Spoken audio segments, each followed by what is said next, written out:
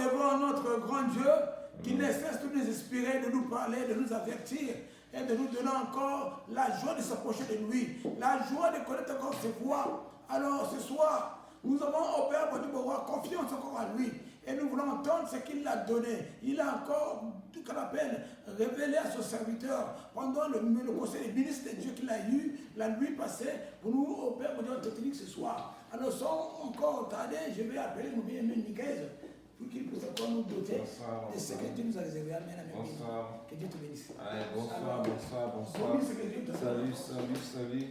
Amen. Alors, bénissons le Seigneur qui nous fait la grâce encore d'être là.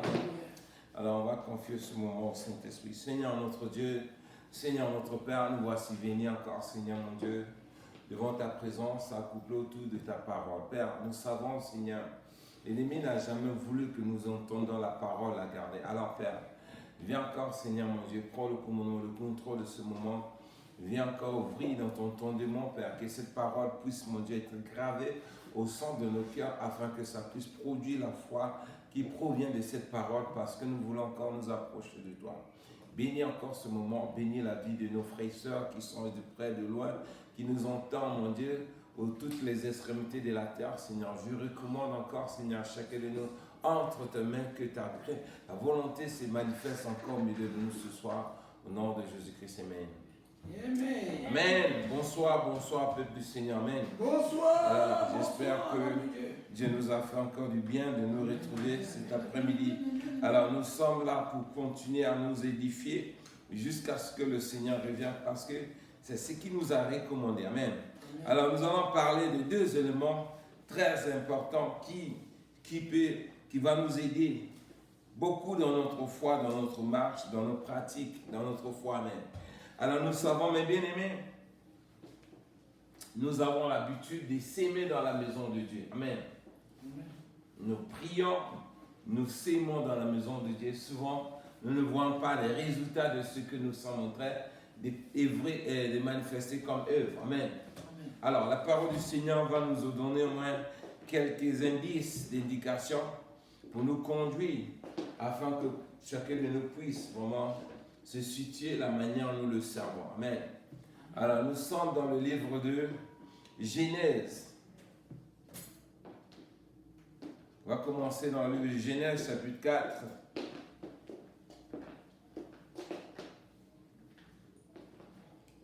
À peu près à partir du verset 4 à 5. Nous allons voir les deux exemples qui ont été que la parole de Dieu nous relate dans ce passage.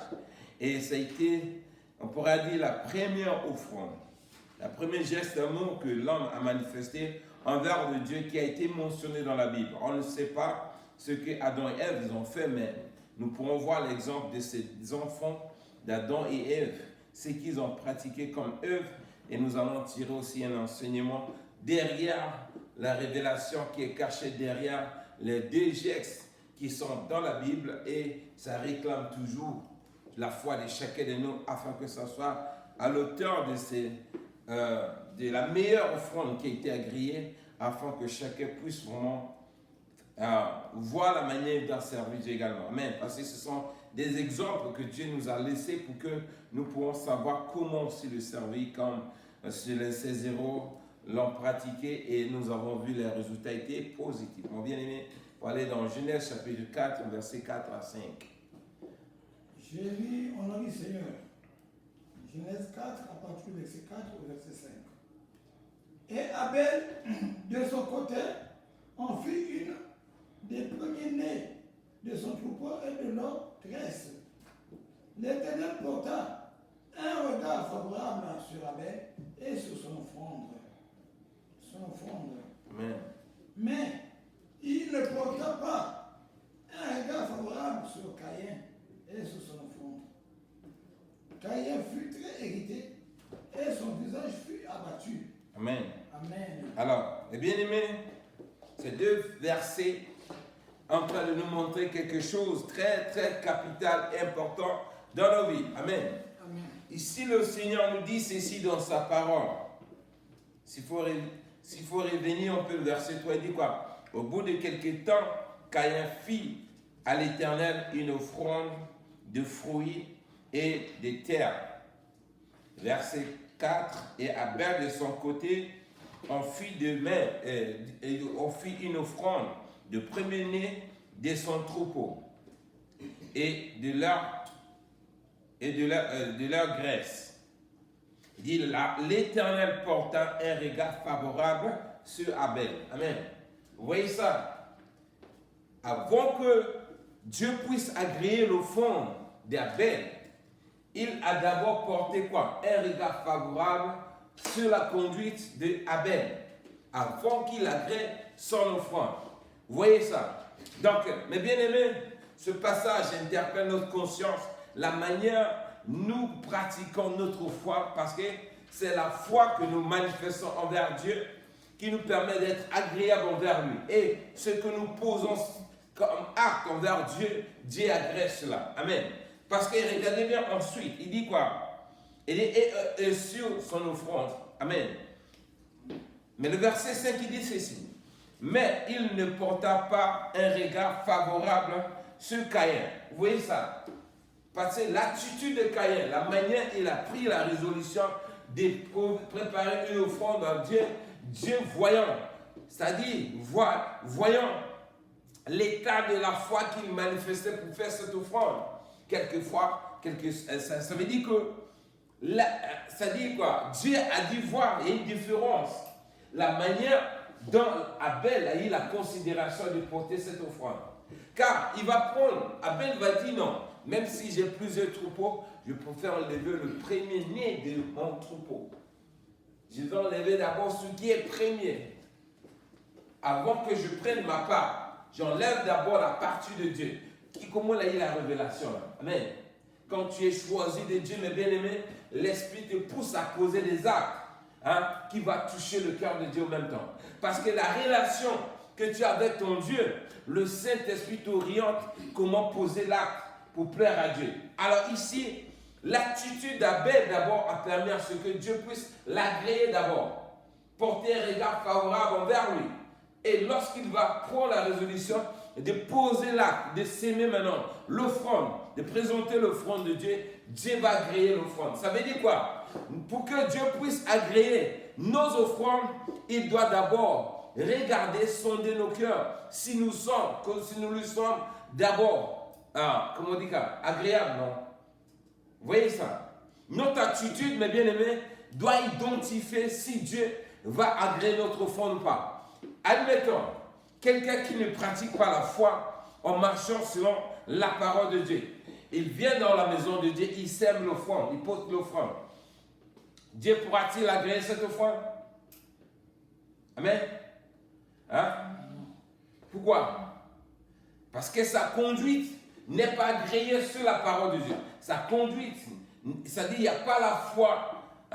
La personne ne manifeste pas la foi sur ce que Dieu a dit, mais il vient poser l'offrande. Ça veut dire quoi? Il attend l'approbation de Dieu selon son entendement. Alors que Dieu, pour qu'il puisse agréer notre offrande, nous devons d'abord lui plaire, la manière dont nous marchons avec lui. Notre relation avec Dieu, c'est ça qui compte. Et lorsque nous posons acte comme envers ce Dieu, Dieu va agréer cela facilement. Pourquoi? Parce qu'il voit d'abord notre relation d'intimité, la considération que nous avons envers Dieu touche Dieu, et lorsque nous posons un acte contre sa maison, il va agréer ça facilement parce qu'il nous connaît. Amen.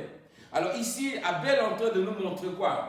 L'attitude que nous devons prendre, comment pratiquer la foi lorsque nous sommes, partout nous vivons quoi? En tant qu'être humain, en tant que chrétien, notre relation avec ce Dieu, mes bien-aimés, doit être vraiment bien réglée. Pourquoi? Un être humain qui vit sans la foi en Dieu, mes bien-aimés, tu es en train de te créer toi-même des ennuis parce que là, Dieu ne peut pas approuver ton comportement ni ce que tu vas poser comme acte parce que tu le fais parce qu'il faut le faire.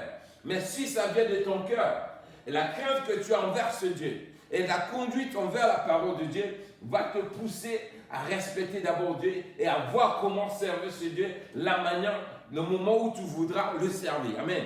Alors Abel est en train de nous montrer une intimité que nous devons construire envers notre Dieu par rapport à notre conduite, par rapport à notre comportement. Et c'est ça qui va nous permettre d'attirer l'attention de Dieu, de lui plaire et ensuite Dieu pourra agréer tout ce que nous pourrons poser comme acte. Amen. Alors, on va rester dans un seul chapitre durant tout ce temps que nous allons vraiment nous édifier dans ce texte. Alors maintenant, dans le texte de base, dans le livre de Hébreux, tu vas garder ce passage. On sera là pendant longtemps. Même, on va, mon frère, on a beaucoup à partager les temps. On va écrire après. Vas-y. Hébreux, comme tu le dis, Tu vas écrire après, viens d'abord. Hébreux. 11.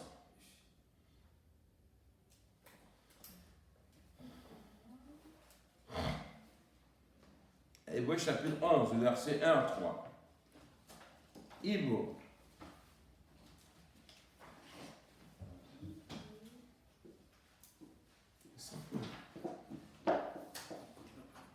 La parole du Seigneur nous dit ici dans l'Hébreux chapitre 11. Regardez. Pas le premier verset à 4. Tu vas continuer ensuite. Il faut prendre ensuite. De 1 à 3. Le Seigneur nous dit ceci. Or, la foi est une ferme assurance des choses qu'on espère et une démonstration de celles qu'on ne voit pas. Pour l'avoir possédée, les anciens ont obtenu un témoignage favorable. Amen. Et c'est par la foi que nous reconnaissons que le monde a été formé par la parole de Dieu. En sorte que ce qu'on voit n'a pas été fait des choses visibles. Parole du Seigneur. Amen. Or, mes bien-aimés, Abel, le passage que nous venons de lire dans Genèse, nous montre quoi? Bien que Abel n'avait pas entendu parler de Dieu, ils avaient entendu parler de Dieu, mais il a manifesté, comment on dit ça, il a posé un acte par la foi sans se rendre compte que ce qu'il posait, c'était une foi. Amen. Parce que regardez bien, il va prendre la résolution, je vais sacrifier une offrande. Amen. Il va poser un acte. Il a vu son frère qui a fait son offrande de sa manière. Il a pris seulement quelque chose, il dit bon, Dieu c'est un vieux père, bon, je vais lui donner ce que je paie. Amen. Mais toi, Abel de son côté, il a réfléchi. Il dit Dieu est grand, il a créé toutes choses. Alors, il est Dieu suprême. Qu'est-ce que je peux poser comme acte pour toucher son cœur? Il va aller prendre quoi? Son premier-né qu'il a eu. Il va offrir ça. Ça, c'est quoi? La foi. Amen. Alors, lui qui l'enseignait ce genre d'attitude de foi. Amen. Alors, mes bien-aimés, quand on est choisi par Dieu, mes bien-aimés, le Saint-Esprit qui nous conduit, comme je l'ai dit, à poser les actes qui vont te permettre d'être agréé par Dieu. Parce qu'il dit ceci. Alors, dans le premier verset, or la foi c'est une ferme assurance des choses qu'on espère et une démonstration de ce qu'on ne voit pas. Amen. Amen. Il est venu, il dit, bon, je vais poser cet acte, je suis sûr et certain, Dieu va griller mon offrande. Et voilà, subitement, il vient, il pose l'acte, Dieu va l'agréer. Il a d'abord aimé l'attitude qu'il a pris vraiment d'offrir cette offrande. Il va porter quoi? Un regard favorable envers lui. Pourquoi? Parce qu'il dit, il va poser un acte que Dieu, dans l'historique de Dieu, il est écrit tout mal, premier mal doit être sacrifié à Dieu. Amen. Or, il n'y avait pas encore la Bible, Dieu lui avait même pas enseigné cela. Mais dans le canal de Dieu, dans l'agenda de Dieu, comme c'est choisi, l'Esprit va lui communiquer l'acte qu'il va poser pour qu'il puisse être agréé par Dieu. Amen. C'est ça, mes bien-aimés, que nous devons chercher à développer dans nos vies parce que si nous marchons par la foi, mes bien-aimés, le Saint-Esprit va nous utiliser de la même manière. Nous allons poser des actes, mes bien-aimés, qui vont déclencher, c'est-à-dire le miracle. Là où toucher carrément le cœur de Dieu, Dieu va porter un regard favorable envers nous et tout ce que nous poserons comme acte dans la maison de Dieu, Dieu va créer cela. Pourquoi? Parce qu'il y a un lien de communication entre nous et lui. Pourquoi? Parce que nous manifestons la foi et une foi ferme. Donc, la manière dont nous la pratiquons, nous démontrons que nous sommes en train de démontrer que Dieu existe et si je pose cet acte, j'ai l'assurance qu'il va agréer ce que je pose comme acte. Amen. Alors, Abel nous enseigne encore ce soir à comprendre, mes bien-aimés, que c'est très important de comprendre cela. Parce qu'il dit, le verset 2 dit ceci, pour l'avoir possédé, les anciens ont obtenu un témoignage, favorable. Vous voyez, Dieu, c'est tous ceux qui ont eu la foi envers Dieu. Les actes qu'ils ont posés ont permis à ce que Dieu puisse porter un regard favorable envers eux. Avant d'approuver tout ce qu'ils faisaient, le témoignage qu'ils ont d'abord envers ce Dieu, c'est ça qui comptait d'abord avant que Dieu agrée toutes les actions. Donc notre témoignage, mes bien-aimés, elle doit être basée sur ce que Dieu a dit. Et la manière dont nous pratiquons ce que Dieu a dit, ça va engendrer quoi? L'approbation de nos actions envers Dieu. C'est ce que ça veut dire en quelque sorte. Amen. Alors, nous faisons le contraire. Nous négligeons ce qui peut nous permettre d'être agréables devant Dieu et nous voulons que Dieu approuve ce que nous faisons dans sa maison alors que nous le faisons selon notre entendement, selon notre pensée, alors que ce n'est pas ce que Dieu veut. Amen. Alors, si nous développons, comme je l'ai dit, une relation d'intimité avec Dieu, par le canal du Saint-Esprit, il va nous orienter vers le schéma qui va nous permettre de déclencher tout déclencher ce miracle-là, si nous l'espérons, et nous pourrons l'obtenir favorablement. Pourquoi? Parce que ça ne se fait pas dans la volonté de la chair. Amen. Alors, continuez à partir du verset 4 à 6. Toujours le même chapitre. Hébreux chapitre 11, 4 à 6.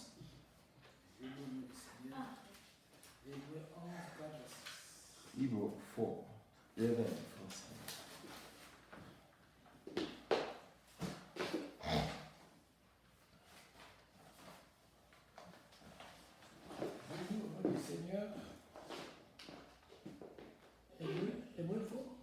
Hébreux 11,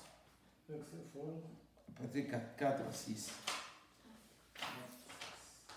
Le nom du Seigneur, Hébreux 11, à partir du verset 4 au verset 6.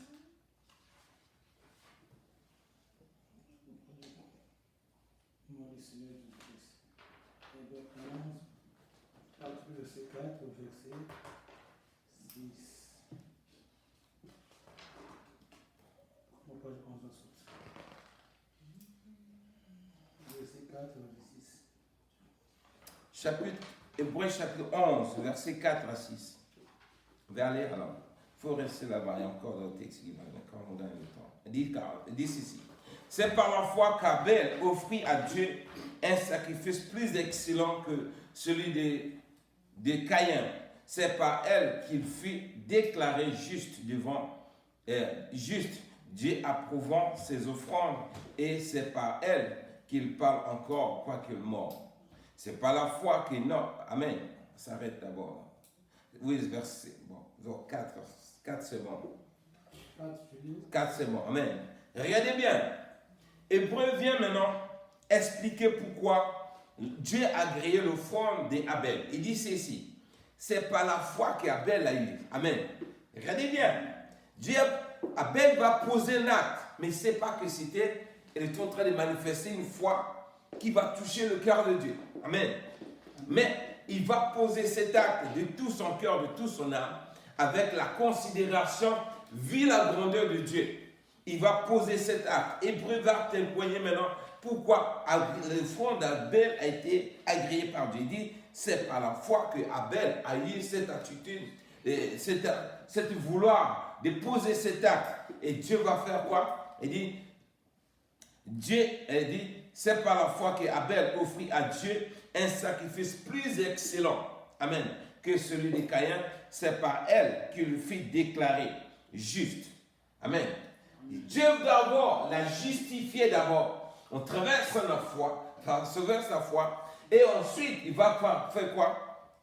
Hein? Il va maintenant approuver son offrande. Vous voyez ça? Donc notre foi, mes bien-aimés, c'est ça qui touche le cœur de Dieu. Qu'est-ce que se cache derrière la foi? Pour que Dieu puisse vraiment agréer nous, c'est-à-dire porter son regard favorable envers nous. C'est lorsque, pour nous, à l'époque d'Abel, il n'y avait pas encore la Bible. On ne lui avait pas enseigné comment s'aimer, comment offrir une offrande à Dieu. Mais il l'a fait spirituellement. Ça veut dire qu'il a été conduit par l'Esprit sans se rendre compte. Amen. Ce qui lui a permis de poser cet acte, c'est le lien d'intimité qu'il avait envers Dieu, la considération qu'il portait envers ce Dieu. Amen. Et Dieu, voyant sa sincérité, et il a permis à ceux qui puissent l'orienter là où il se trouvait, vraiment l'acte qu'il fallait poser pour toucher le cœur de Dieu. Pourquoi? Parce qu'il n'était qu'un enfant. Amen. Mais par contre, le grand frère, lui, il va prendre sa décision.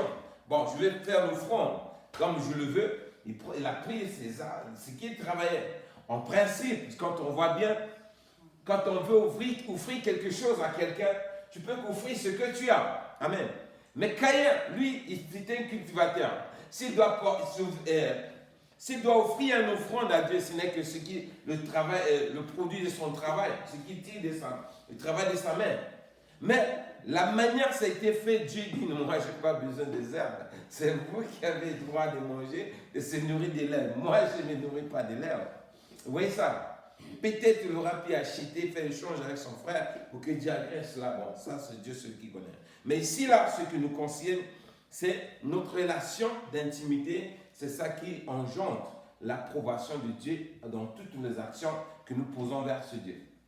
Si nous ne développons pas une relation d'intimité avec Dieu au travers de sa parole, nous ne pourrons pas obtenir ce que nous voulons, ou bien Dieu ne pourra jamais agréer ce que nous posons comme acte. Pourquoi? Parce que nous ne marchons pas dans la foi. Or, tout ce qu'on peut faire dans la maison de Dieu, ça se fait que selon la foi que nous avons sous ce que Dieu a dit. Amen. Alors ici, notre bien-aimé Abel, il dit ceci. Bien qu'il est mort, mais jusqu'aujourd'hui, son offrande est en train de réclamer justice. Tu vois, regardez bien, il dit vers l'affaire. Il dit, Dieu approuva ses offrandes et c'est par elle qu'il parle encore, quoique mort. Vous voyez ça? Ça c'est, quand tu es justifié par Dieu, mes bien-aimés, tu ne meurs pas, tes actions ne meurent pas. Elles seront toujours à la une, jusqu'à ce que le Seigneur arrive. Amen. Alors, ce passage est en train de nous enseigner comment nous devons servir Dieu, comment nous devons manifester la foi comme se doit. La parole de Dieu dit quoi? La foi est une ferme assurance, une démonstration des choses qu'on espère, ou bien, oui c'est ça, non? Une démonstration des choses, de celles qu'on ne voit pas. Mais la parole de Dieu ajoute à la fin, pour les avoir possédés les anciens, obtenir un témoignage favorable. C'est par la foi que nous reconnaissons que le monde a été formé par la parole de Dieu. Vous voyez? Donc, tout ce que nous pouvons poser comme acte, ce n'est que par la foi. Par la foi en quoi? À la parole de Dieu qui a créé toutes choses. Tout ce que nous devons poser comme acte nous devons faire référence à la parole de Dieu. Alors, en tant qu'enfant de Dieu, mes bien-aimés, à nos jours, comment nous devons pratiquer notre foi? Comment on peut développer vraiment cette attitude pour avoir vraiment cette relation qu'Abel avait? C'est là où nous devons pratiquer la foi. Mais derrière la foi, là, mes bien-aimés, ce n'est pas une chose facile. Parce qu'un chrétien qui veut vivre selon la parole de Dieu, il faut te dire quoi? Il y aura l'opposition. Qui dit la foi, qui dit tribulation. Qui dit tribulation, il y aura la persécution. Pourquoi? Parce que quand tu veux plaire à Dieu, eh bien, tu vas déplaire aux hommes.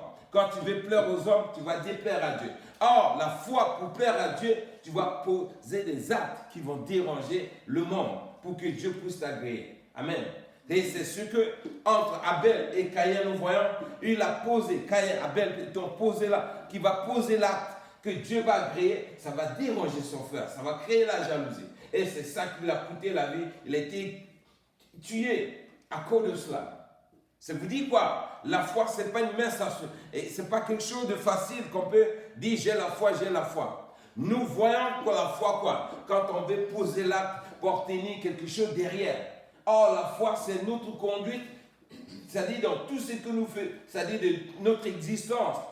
Hein? La manière dont nous vivons notre vie, ici-bas, en tant que chrétien, c'est ça qui doit démontrer notre foi. Que ce soit en demandant, que ce soit en pratiquant la parole de Dieu, que ce soit dans l'adoration, mes bien-aimés, tout cela, c'est la foi. Nous avons choisi la foi, notre foi est basée seulement sur ce que nous demandons à Dieu. Et ou bien le salut que nous attendons de Dieu. Or, vivre aussi une vie chrétienne de sainteté, ça aussi c'est la foi. Alors, pratiquer cette vie de sainteté, mes bien-aimés, ça cause quoi? La division, à cause de la persécution, à cause de la tribulation autour de ceux qui sont autour de toi. Parce que tu vas déranger tout le monde. Ça aussi, c'est une vie que nous ignorons cette partie. Parce que lorsque nous sommes en face de ces réalités, nous nous reculons. Or, Dieu dit quoi? Mon juste vivra par la foi. Si c'est réti, mon âme ne prend pas plaisir. Vous voyez ça? Alors, toujours dans Hébreu, cette fois-ci, à partir du verset 39 à 40. 11, Hebrew 30, 11, 39, 40. 29 à... Hein?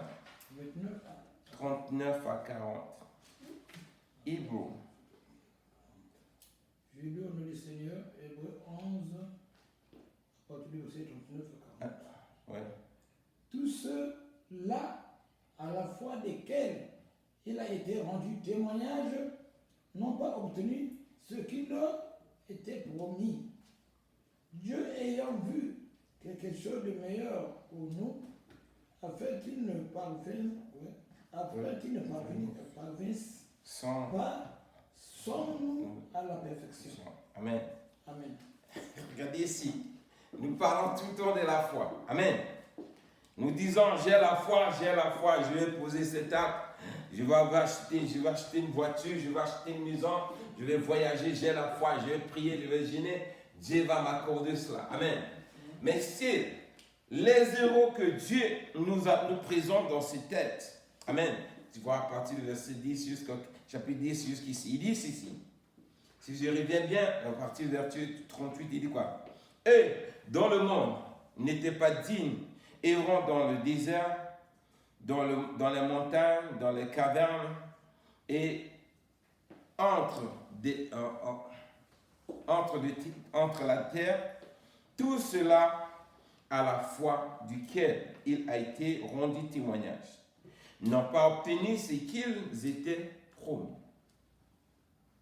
Si toi aujourd'hui tu me bases ta foi seulement pour demander, ceux-là, on les avait promis de voir ce que nous voyons aujourd'hui, les miracles que nous voyons aujourd'hui, les délivrances que nous voyons, la venue de Jésus-Christ, sa résurrection. Ceux-là, on les a promis tout ça. Ils ont mis leur foi en ça. Mais dit, la parole de Dieu dit quoi? Ils n'ont pas vu ces choses. Ils les ont vues de loin. Ils n'ont pas obtenu cela. Mais leur foi n'était pas basée sur ces choses. Leur foi n'était pas basée sur c'est-à-dire les bénédictions, les matériels que nous passons aujourd'hui. Nous voyons quelqu'un qui est en train de prier. Il dit, j'ai prié pour mon problème. Je ne vois plus, j'abandonne, je ne vais plus prier. Vous voyez ça? Or, ici, il dit, ceux-là que Dieu est en train de donner les éloges ici, Dieu les a promis ce qu'ils devaient recevoir, mais ils ont persévéré jusqu'à la fin, ils n'ont pas reçu. Mais eux, ils n'ont pas cédé. Pourquoi? Parce qu'il dit quoi? Dieu ayant vu quelque chose de meilleur pour nous, afin qu'il nous parvienne pas sans nous la perfection. Hein? Sans nous à la perfection. Donc nous ne devons pas, notre foi ne doit pas demander, ne pas être basée sur ce que nous sommes en train de demander à Dieu. Amen.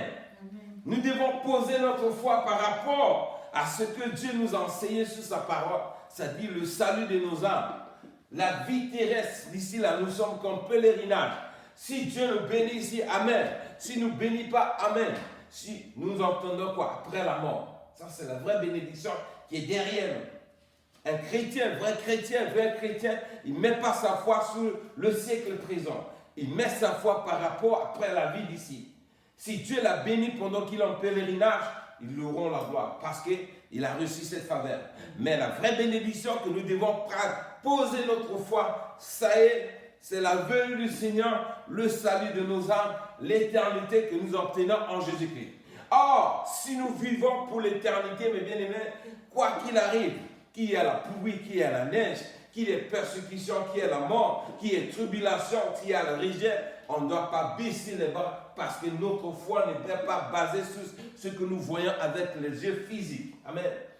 Nous espérons ce que nous ne voyons pas physiquement, mais ce qui vient après ce siècle, qui est le salut de nos âmes. C'est là où nous avons la foi qui ne trébuche pas, la foi qui ne recule pas. Amen. Regardez maintenant, verset 13 à 12, à 16. Hébreu toujours. Hébreu 11, 13 à 16.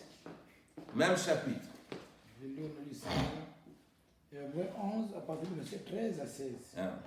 C'est dans la foi qu'ils sont tous morts, sans avoir obtenu les choses promises. Mais ils les ont vus et salués de loin, reconnaissant qu'ils étaient étrangers et voyageurs sur la terre.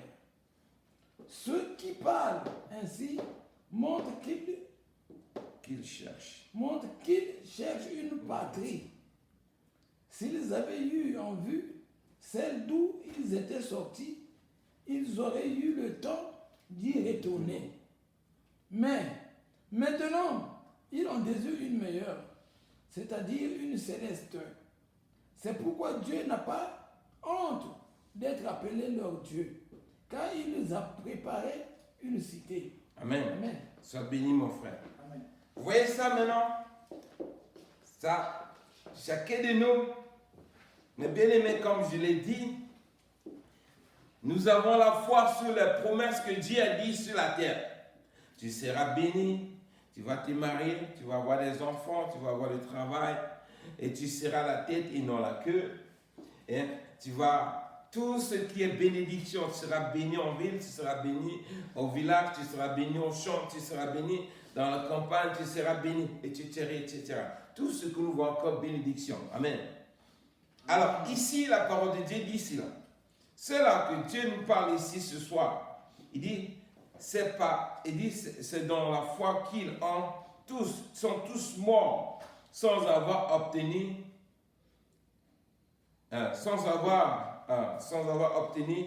les choses promises, mais ils les ont vues saluer de loin. Vous voyez ça? Nous disons toujours, un enfant de Dieu, un véritable enfant de Dieu doit être béni. Il est riche, il est ceci. C'est vrai, pas te dire, Dieu t'a promis tout cela, tu vas posséder ces choses. Nous avons tous ces bénédictions. Amen. Ça nous a été promis. Amen. Maintenant, est-ce que nous allons posséder ces choses? Point d'interrogation. Chacun de nous doit répondre. Mais notre foi ne doit pas être basée sur ces promesses terrestres que nous voyons ici. Parce que ceux-là, ils ont promis ces choses, ils leur ont promis tout ce que la Bible a énuméré. Mais ils les ont salés de loin. Ils ont stendu selon l'odeur, ils n'ont même pas touché à cela. Écoute, maintenant, il dit quoi? Pourquoi ils n'ont pas obtenu cela? Mais cela ne les a pas empêchés de continuer à persévérer dans leur foi. Pourquoi? Parce qu'ils reconnaissaient qu'ils étaient étrangers et voyageurs sur la terre. Tant qu'un chrétien qui ne reconnaît pas que je ne suis qu'un voyageur sur la terre, je vais mourir un jour. Ma bien-aimée, tu vas te casser la tête pour rien. Vous voyez, c'est là où les gens abandonnent la foi, allaient forcer les choses, allaient voir les praticiens, allaient voir les féticheurs, allaient voir les magiciens pour toucher les choses, pour obtenir ces choses forcées. Alors que Dieu les a dit, je vous ai promis ces choses. Oui, mais votre relation d'intimité avec moi, hein, c'est ça qui compte. Si vous voulez vraiment que j'approuve ce que vous posez comme acte, vos prières, votre relation d'intimité, c'est ça qui compte. Tout ce que nous posons comme acte, Dieu regarde. C'est lui qui a le vouloir. S'il veut bénir, amen. S'il ne veut pas bénir, amen. Il est Dieu, il est souverain. On ne l'impose pas. Même s'il a promis, c'est à lui de donner ou pas. On ne peut pas le forcer. C'est ça le passage en train de nous enseigner. Il dit quoi? Verset 14. Ceux qui parlent ainsi montrent qu'ils cherchent une patrie. Ceux qui ont la foi, ce genre de foi, ça veut dire qu'ils sont en train de montrer quoi? Ils ont l'espérance après la vie que nous voyons. Amen. Ils vivent leur vie chrétienne, non pas par rapport à ce qu'ils peuvent posséder ici-bas. Mais ils ont l'espérance que Jésus-Christ étant mort, ressuscité, il y a la vraie partie. La vraie éternité, ça se vit après la mort, ici-bas. Quand on meurt ici, on dort, on se réveille, c'est là où nous naissons maintenant pour l'éternité. Peu importe que tu es à l'enfer ou au paradis, c'est là où tout commence. Amen. Mais pour nous, les enfants de Dieu, notre foi doit être basée sur, notre conduite doit être basée sur ce que Dieu nous a promis, parce que nous cherchons quoi? La vraie partie qui s'obtient en Jésus-Christ pour l'éternité de nos vies. Amen, de nos âmes. Alors, il dit, c'est qui a dit quoi? Le verset 15.